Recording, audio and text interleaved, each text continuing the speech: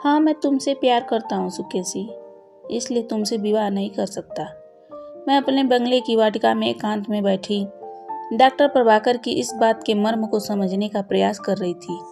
वे मुझसे प्यार भी करते हैं और विवाह के प्रस्ताव को इनकार भी करते हैं। जिन्होंने जिस दृढ़ता से ये शब्द कहे थे, उसके बाद उनके कमरे में बैठे रहने का मेरा साहस समाप्त हो चुका था। मैं कितनी मूर्ख हूँ, उनके सामने भावना में बहकर इतना बड़ा प्रस्ताव रख दिया। हालांकि वे मेरे इतने निकट आ चुके थे कि यह प्रस्ताव बड़ा होते हुए भी उतना बड़ा रह नहीं गया था।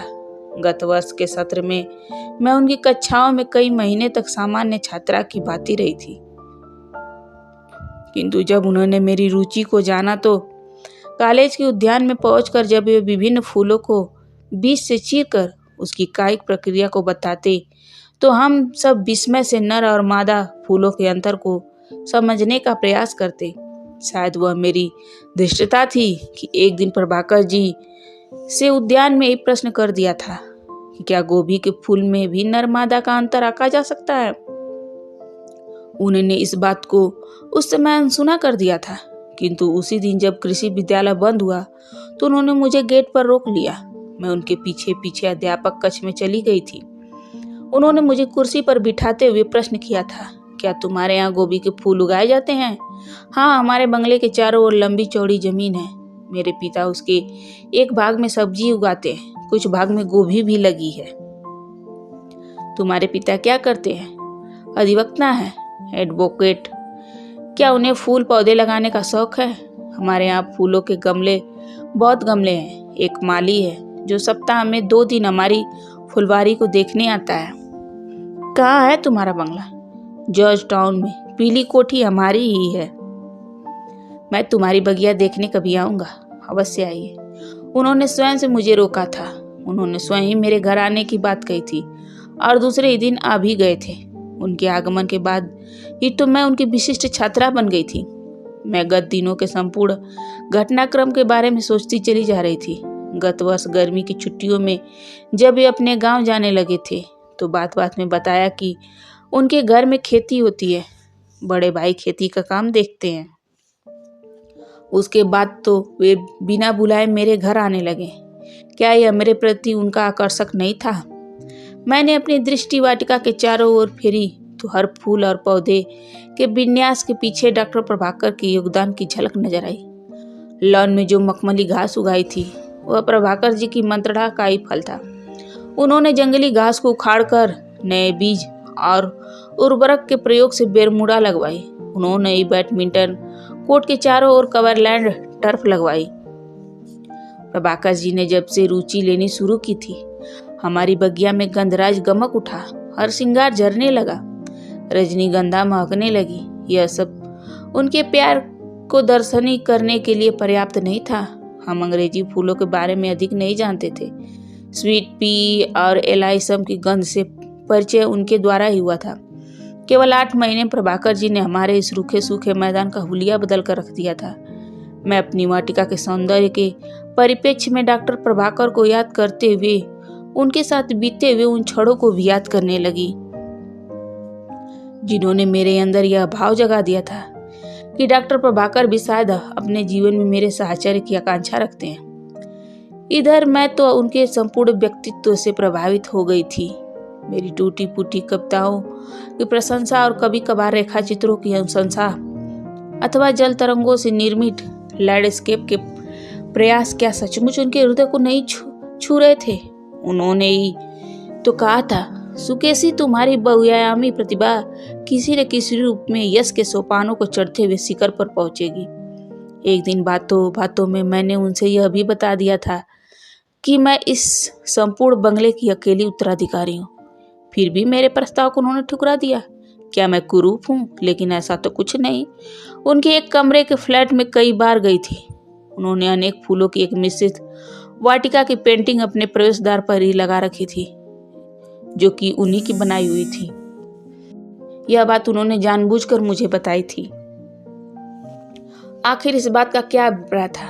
वह मेरी वाह पर मुस्कुराए थे और मेरी परख की प्रशंसा में उन्होंने मेरे मस्तक पर एक चुंबन दिया था और मैं बाहर से अंदर तक झंझकृत हो उठी। उस दिन एकांत के क्षणों में जो प्रस्ताव मैंने उनके सामने रख दिया था, शायद उस चुंबन द्वारा ही प्रेरित था। उन्हें मेरा प्रस्ताव अस्वीकृत नहीं करना चाहिए था, किंतु उन्होंने मुझसे आंखें बचाकर कहा, मैं तुमसे प्यार करता हूँ, इसलिए तुमसे विवाह नहीं कर सकता। मुझे प्रभाकर जी की बात से एक झटका सा लगा। मैंने कृषि विद्यालय जाना छोड़ दिया था और अंदर ही अंदर मुरझाने लगी थी। सप्ताह में एक बार अवश्य ही आने वाले प्रभाकर जी जब 16 दिनों तक नहीं आए तो मैं बीते दिनों की संपूर्ण घटनाओं का निरूपण करने के बाद सोचने लगी, मुझसे कौन सी भूल हुई? प्रभाकर जी नाराज हो गए क्या? लेकिन क्यों? आज ठीक 16 दिनों बाद अचानक संध्या समय में प्रभाकर जी पधारे। मैं बाहर के कमरे में अकेली बैठी थी। मैंने तिरछी दृष्टि से उन्हें देखा और एक मुस्कान बिखेर कर स्वागत किया। क्या बिल्कुल अकेली हो?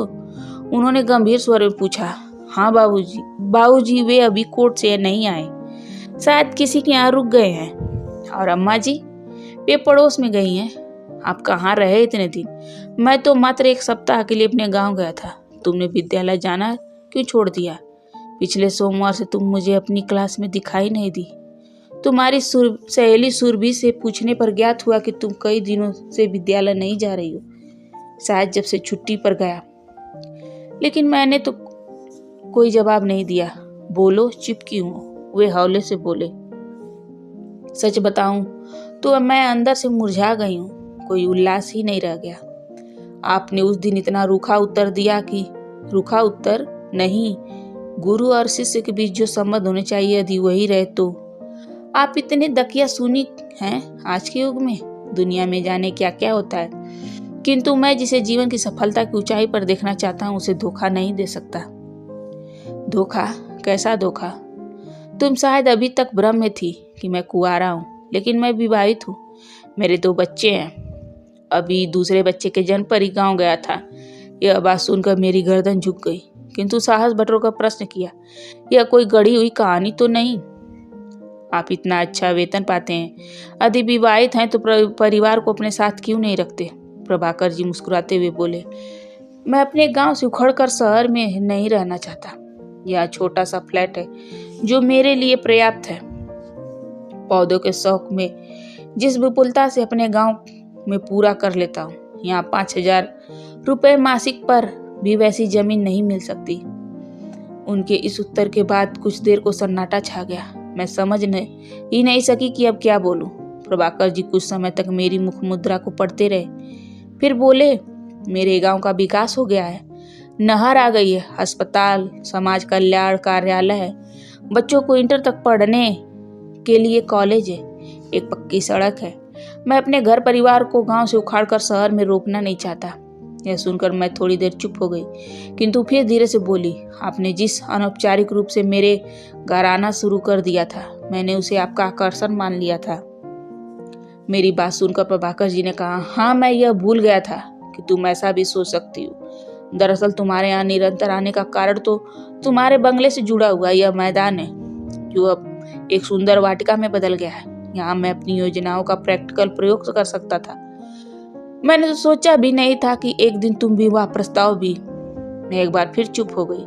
पूर्व इसके कि मैं कोई प्रश्न करती, प्रभाकर जी वहां से अचानक लौट पड़े। प्रभाकर के मस्तिष्क में सुकेशी के प्रस्ताव की बात घुमड़ती रही और उन्होंने अपने इस चुंबन की बात याद आई जो उन्होंने सुकेशी के मस्तक पर दिया था।